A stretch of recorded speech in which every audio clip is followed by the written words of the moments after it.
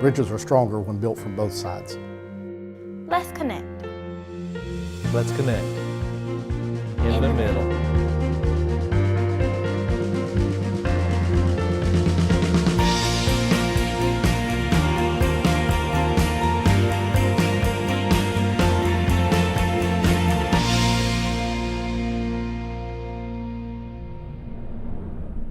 Hello, and welcome to Building Bridges, a show on the Greensboro Television Network that highlights ways that members of the public and members of the Greensboro Police Department can connect, come together with each other. I'm your host, Sandra Hughes, today. Today we're going to talk about a crime that is often committed behind closed doors. It's clothed in secrecy, eroding the self-esteem of physical well-being of adults, teens, and children. Tragically, too often we learn about the private hell in our family, friends, and co-workers that are going through it when it's all too late. Today, we're going to open those closed doors and take a really good look at domestic violence. Domestic violence affects more people than you probably realize. And at this very moment, someone you may know just may be suffering abuse at the hands of someone who claims to love them. We really need to learn more about this crime. And joining me today are three people who know a lot about domestic violence, and they want to open your eyes to it. Next to me is Dr. Christine Murray, a UNCG professor and director of the new Guilford County Health and Relations Initiative. Welcome to you. Detective J.H. Stull and Miss Sonya Desai, both from the Greensboro Police Department's Family Victims Unit. Both of you, welcome to us. Let's start by having each of them explain how they are connected in the problem of domestic violence. Let's start with you. Thanks, Sandra, for this opportunity.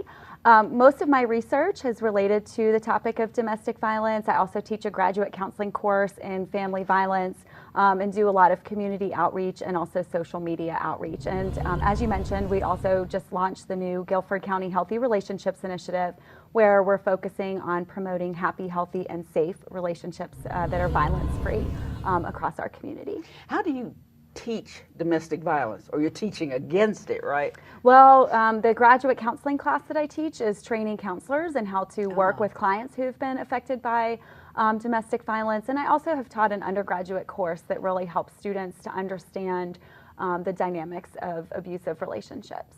Okay. Detective, let's hear from you. Yes, ma'am. I'm assigned to our Family Victims Unit. So one of the areas that we are responsible for investigating cases deals directly with domestic violence, whether that be sexual assault, just physical violence, child victims, child offenders occasionally. So that's one of the things that our squad mainly focuses on. Okay. And Ms. Desai. Thank you. I'm actually the Client Services Coordinator at the Guilford County Family Justice Center. So the Justice Center is a one-stop shop for victims of domestic violence, sexual abuse, elder abuse, and child abuse. I want to get this clear right up front. Domestic violence is not necessarily just punching somebody, right? That's right. Domestic violence could include any form of violence or abuse in a relationship. Especially when we think domestic violence, we're mostly talking about intimate partner relationships, so couples married, whether they're married or not, or dating. But it could include any type of violence, whether that's physical, sexual, emotional, psychological, verbal, even financial abuse. That's a lot. That is a lot. How does the law describe domestic violence? Domestic violence is really defined in kind of a unique way under North Carolina General Statute.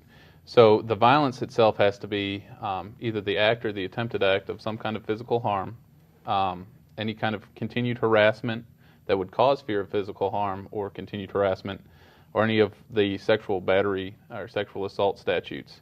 But to make it domestic, there are specific relationships that are outlined. So you have former or current spouses, children up to including grandchildren, members of the same or of opposite sex that share a household, kind of cohabitating, members of the same sex that are household members at that time, so it could include roommates in specific cases, and then also people acting in loco parentis, so foster parents, things like that. So it's kind of dialed in a specific way by statutory language. Now that doesn't mean that the other things that Dr. Murray suggested aren't domestic violence, but as far as charging them from a criminal standpoint, those are kind of the things that we look at. Okay, and in your department, what are you seeing most these days with domestic violence? Well, what we know with domestic violence, it does not discriminate. It affects everyone. We all know that it can range from physical, mental, emotional, financial abuse. So at the Family Justice Center, we see just about every type of violence. So let's make a scenario here. Let's say we're at a home with a mom, a dad, and 2 kids. Yes. Well, if the dad constantly badgers the mother, isn't that violence against the children also? That's correct. Anytime our children are exposed to violence, that can affect them mentally. It can affect them in the school. It can affect their entire life. So one of the things that is very important as working in this field is to try and get as much information out there and educate the public on what domestic violence is. So it's sort of teaching the children domestic violence, isn't it? Yes, we know what children see is what they do and what they repeat. So it's very important to have intervention in the home where there's violence. I see. So why don't people talk about this? Well, there's a huge stigma that relates to domestic violence. In fact, that's one of the areas of research. We've done research with hundreds of survivors of past abusive relationships and really looking specifically at the stigma. And there's a lot of shame that victims and survivors often face, whether they're currently in the relationship or even after they've left. Oftentimes there are victim blaming attitudes toward people. People are embarrassed to admit if they're in an abusive situation. Maybe they've reached out for help and friends and family weren't there for them or judged them for it. Unfortunately, we do tend to kind of have a lot of societal stereotypes about who is involved in an abusive relationship, but just like Sonya said, it really can impact anybody across any demographic level, education, income, all types of professions. And so, but there's also that sort of internalized fear of what might happen if people find out that they're going through it. The other thing, though, that I do want to mention is that a lot of times people are afraid to speak out. Maybe their partner has threatened them or that told them that if they tell anybody that they're going to hurt them even more. So that's another real barrier too. It's not only just the stigma, but there's a lot of other factors too. And I would think, Detective, that this affects people that see this person. For example, I was in a club one time and there was one young lady who used to come in and she'd wear shades because she had a black eye, or you could see a cut on her lip or something. So it wasn't just she and her family. Everybody who was in that club was afraid to ask her about it. What's that about? Certainly. Well, I think for the most part, people want their private lives to be private. So they expect a certain amount of privacy, so they don't want to invade other people's privacy. I think it's also kind of an apprehension because they don't know what to do, especially if they are close to this person. They kind of know their home scenario. It could be a fear of reprisal from the abusive partner towards them, even just because they don't want to see, or they don't want to seem like they're overstepping their bounds, and then that person come after them. You know, if they're the ones that offer help, and now that abused spouse is staying in their house to get out of the abusive relationship, and the abuser shows up, and now their family's in danger too. Oh. So I think it's one is kind of a fear of not doing the right thing, but also not knowing exactly what to do because they don't want to seem nosy. They don't want to seem like they're putting their nose into somebody's business that doesn't need to be there. So it's not just this one person. I mean, this is something that spreads out over the people that you're with. How can friends or neighbors or coworkers tell if someone in their office or in their life, period, is being abused?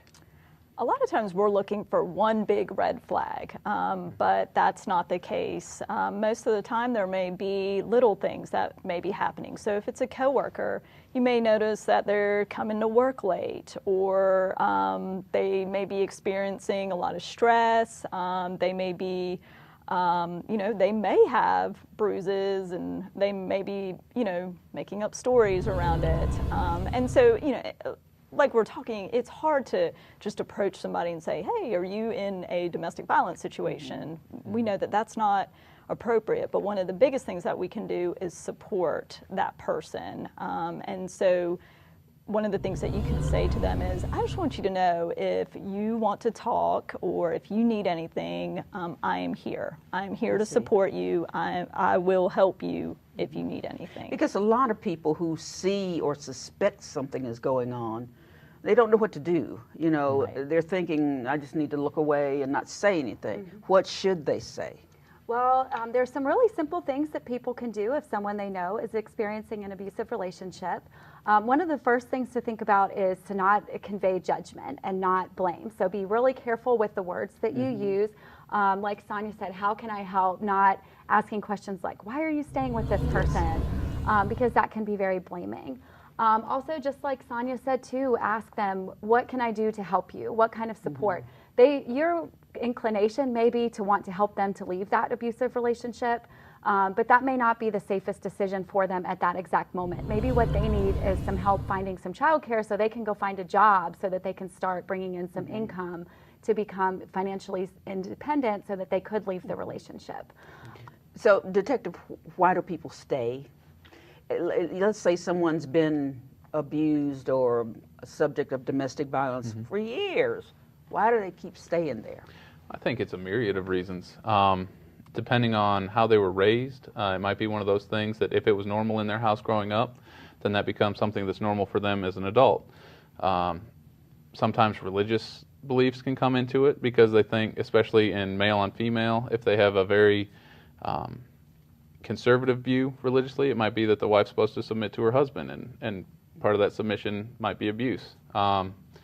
As Dr. Murray suggested, it could be financial reasons. If they don't have the wherewithal to get out of the house and support themselves, then they don't actually have an option to leave because they're just going to end up right back in the home. And taking that step without any support and then having to come back, there's always the fear that it's going to be worse when you have to come back. So it's not just one reason per se, but when you compound the different kinds of abuse that they're being subjected to with, socioeconomic reasons, personal beliefs, just societal norms, the fear of other people finding out. There's a lot of things that can keep somebody in that relationship just because they feel hopeless as far as getting out of it. So that's why you were saying a little bit earlier today that sometimes when an officer goes to respond to a call of domestic violence, you get there, and the person who has been the subject doesn't want you to do anything about it. Is that right? Yeah. Yeah. Yeah. They look at us to kind of be an immediate fix as far as just stopping the attack at that point. But then if there's signs of violence or something that would precipitate us making an arrest, then that changes the situation. Because now the abuser's going to have to go to jail. When they get out, they're going to be mad that they just had to go. They had to post a bond, or if they got a domestic hold, that they had to be in there for up to 48 hours. So if they get arrested on a Friday afternoon, they're going to be in jail till Monday afternoon for their first appearance. So things like that, when it comes time to putting handcuffs on somebody, and that abusee now realizes their abuser is going to be even more upset when they return home, that the fear in that often leads to aggression towards us and law enforcement because they don't want to have to deal with that reprisal. Well, let me ask all three of you this: why would someone hurt the person they say they love?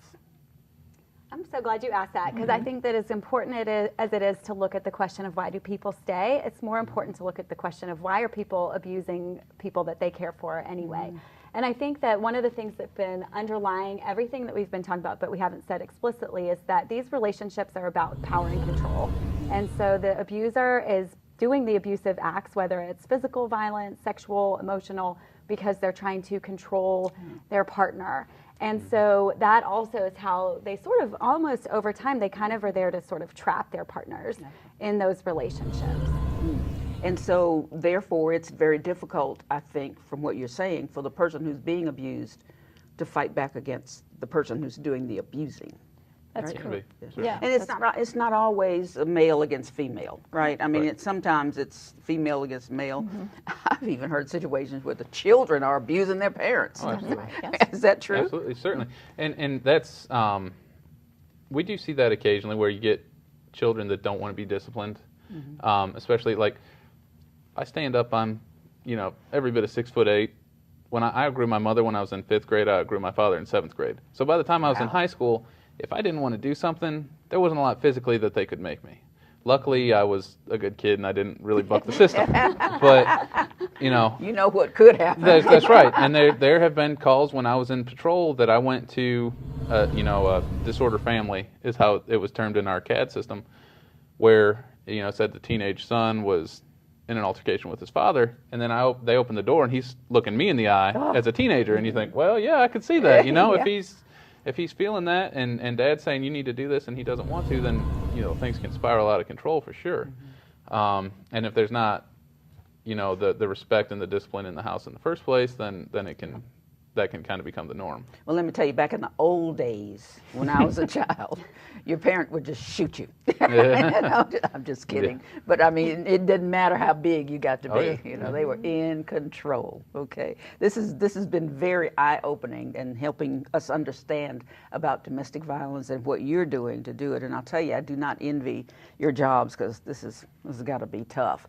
Too many people are suffering out there, going through domestic violence that they don't have to go through if they would just ask for help. Help is not far away.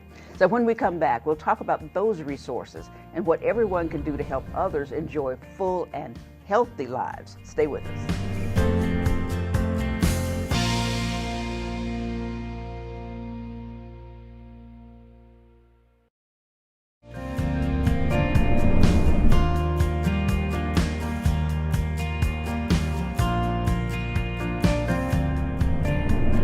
Welcome back to Building Bridges, a monthly show that brings together police and community members to make our city safer. I'm your host, Sandra Hughes. Now, before the break, we opened the door on domestic violence. We got a glimpse about the types of abuse and learned that anyone can be a victim or an offender. People you would never expect could be suffering from this silent epidemic. But they don't need to. There is help. There is hope.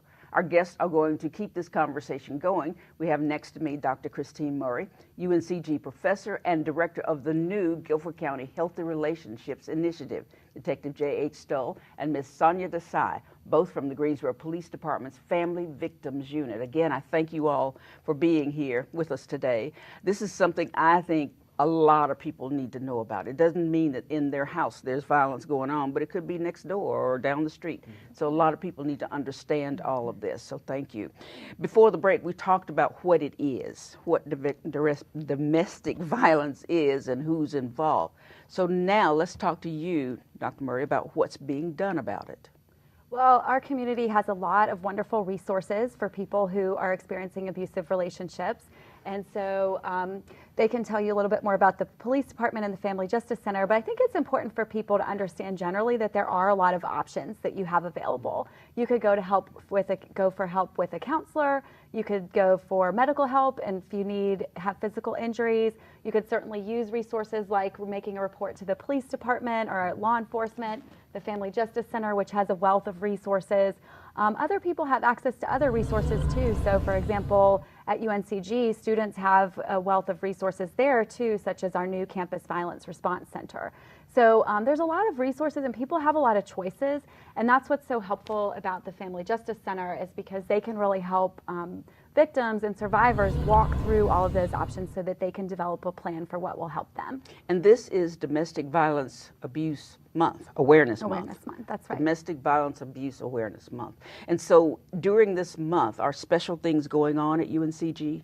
Well, really throughout the community, there's a number of events that are planned. So I think it would be great for people to stay connected with the Family Justice Center's social media, their Facebook, as well as our Healthy Relationships Initiative is actually partnering with the Family Justice Center throughout the month. And our special focus is on the impact of domestic violence on children. So throughout the month, we'll be doing a lot of outreach and education and sharing of information about how children are impacted, as well as the resources that are available in our community. Well, before the break, I sort of tried to make a little funny story about how children back then could get whacked when they do something wrong, and they can't now, or is that right? No, corporal punishment is certainly still legal in the state of North Carolina. It's just more to the extent that it's dished out, for lack of a better term. You can still spank your child. You can still physically discipline them. It's just knowing that threshold to where it becomes too much. So we're not leaving marks. We're not, certainly not injuring the child, because that kind of negates the discipline in the first place. So it's more, you can still spank your child even if you're in public and you get a dirty look from somebody. It's just knowing where that stopping point is. Good. That's it, the stopping point. How does your organization handle that? As far as spanking and education around that, we do have a child advocacy center on site, so we do have counselors available there. We also, our child advocacy center, which is through Family Service of the Piedmont, anytime there's a report of child abuse or child sexual assault, usually a report will be made to Child Protective Services and or the Greensboro Police Department Family Victims Unit, and then that child will go through the Child Advocacy Center in order to do an interview with a forensic interviewer in order to get more information about what took place. Okay, let's set up a scenario here. Yes. Police department gets a call that someone is abusing a female, like who could be the wife, and there are children involved. What action do you take? Depending on the nature of the injuries or the nature of the complaint, most of the time it'll come to us. We'll set up a victim interview with the wife in the scenario to talk to her. If the children were said to have been witnesses to this, then we will liaise with the Child Advocacy Center so that way we can have a forensic interview done of the children. That's just what that means is having the child interviewed by somebody that's specially trained in interviewing children, because me interviewing a child is a lot different than necessarily how they would, because they have a whole process that they go through to make sure they understand what they're doing, and they, not asking any kind of leading questions and letting it be very open-ended. So that way we can get more information out of a kid, because, they don't think about things the way we do. Right. And so then that can give us a valuable witness statement as well. And then once we have all that and everybody's still on board with wanting to go forward with this, because like we talk about, a lot of victims decide that they don't want to pursue this, then we can, schedule suspect interviews with the offending party and kind of confront them with the information that we have. Or based on the victim interview and the forensic interviews, we might get enough probable cause that the DA just feels comfortable charging the offender. And then we can take out the appropriate charges and get the ball rolling that way. So when when a victim, say, comes to you or gets your attention, what do you do to help them? Well, I think that it would be great for Sonya. We're so fortunate in this community to have the Guilford County Family Justice Center, and so maybe Sonya can kind of walk through what that resource is like. One of the most important things that we can tell our friends, our family, our clients, it's important for us to support victims that are experiencing domestic violence. However, one of the most important things is to get them some professional help. So clients can come to the Guilford County Family Justice Center. We are a one-stop shop for domestic violence, sexual assault, elder abuse, and child abuse. Within our center, we have an array of different resources. We have law enforcement, we've got legal services, child protective services, adult protective services, Family Service of the Piedmont, child advocacy and adult advocacy. We have the Children's Law Center. We work with the Greensboro Police Department Child Response Initiative. So we have an array of different services that can assist the client. We want our clients to make informed decisions. So it's our job to give them the information, tell them what each provider does, and have the client decide what's going to be best for them. So does that client, let's say something happens tonight in their home, when do they call you? How do they let you know they need help? Sure. Depending on what the situation is, obviously if it is a safety issue, we want them to call 911 right away to receive immediate assistance. There's also a crisis line number through Family Service of the Piedmont, which is 24/7. They can contact that phone number if they want some information immediately on resources and what their next steps are. The Guilford County Family Justice Center is open Monday through Friday, 8:30 a.m. to 5 p.m. So we would want them to come and visit our center so we can give them information and support them through their situation. So tell me, were you going to say something? I was just going to say, I think it's important to note with the Family Justice Center as well that even though our offices on the Family Victims Unit are there, if a person struggling with domestic violence isn't ready to involve law enforcement, they can still come to the Family Justice Center for services. I see. And that's something that we recommend on an almost daily basis. Hey, you don't want to do criminal prosecution right now? Please come, take some of these resources that they have, just to increase their own knowledge, but help build that support system so they can eventually get out of that cycle. So how do you help the person who's doing the abusing? Well, that is a very complicated issue too. Family Service of the Piedmont does have a domestic violence intervention program. Most of the people who participate in that program are court mandated to be there. So honestly, in most cases, it's very rare for someone who's abusive to sort of seek help on their own. But that's not to say that if somebody is finding themselves engaging in abusive behaviors, that they shouldn't reach out for help. They can call a local counselor and reach out. Even potentially, the Family Justice Center is really set up more for victims, but I think that they could also provide referral. Okay. Perpetrators are not able to go into the Family Justice Center space because it needs to be a space that's safe just for victims and survivors. But obviously, we want people who are engaging in those behaviors to reach out for help as well. They certainly could voluntarily go into the domestic violence intervention program as well too. And we would hope that a lot more people would do that. So Detective, is domestic violence a situation in a home that could just go on and on and on? Certainly. I think, intergenerationally, if this is something that a child witnesses their parent doing or grandparent, and it becomes the normal thing, then eventually that's just how life operates. If you're upset about something, you use physical violence rather than having any kind of intellectual discussion or even walking away from the situation to cool down. So it can be, and it's one of those things as well that, we always see the examples in the media, TV shows where the abuser says, "Oh, I promise it'll never happen again," and they believe that and they come back, and that certainly happens too. So it's one of those things that the education that the Family Justice Center can provide and that we have through the Healthy Relationships Initiative can really kind of break that chain and that cycle and allow people to have the healthy relationships that they need rather than just falling back to what the old norm was of using physical violence to accomplish what they're trying to accomplish. If a person is being abused and she wants to get away, can you help with that? Yes, absolutely.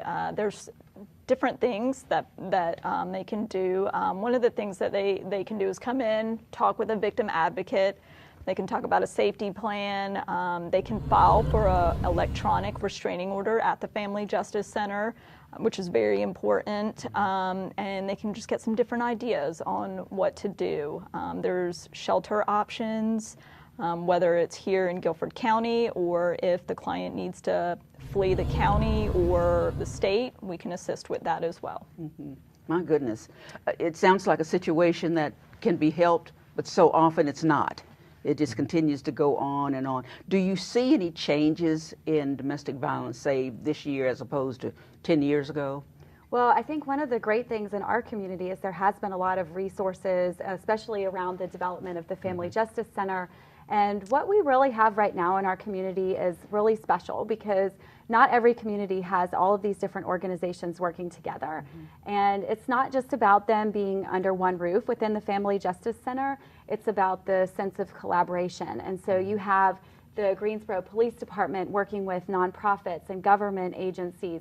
And so everybody's really working together. And then you have these other segments of the community that are really interested in prevention and outreach. And so together we really are working to change the tide. We know it'll take a long time, but I do think that we're in an age right now where there's growing awareness.